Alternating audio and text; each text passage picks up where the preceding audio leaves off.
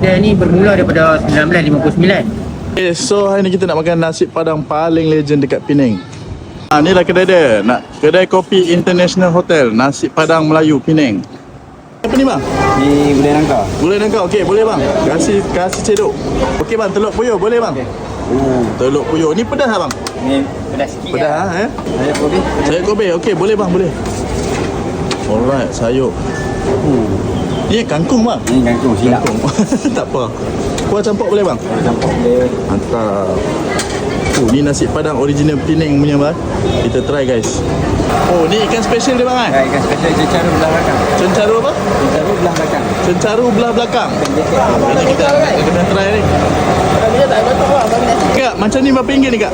16. RM16 eh? Ya. Okey, saya makan dulu eh. Okey. Okey, terima kasih. Sama. Kedai ni bermula daripada 1959.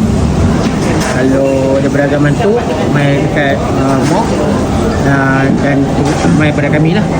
Dah 3 generasi lah. 3 generasi eh. Sini buka setiap hari apa? Setiap hari Jumaat kan tutup. Mana tutup pukul apa? Jumaat daripada mula pukul 11 sampai pukul 4.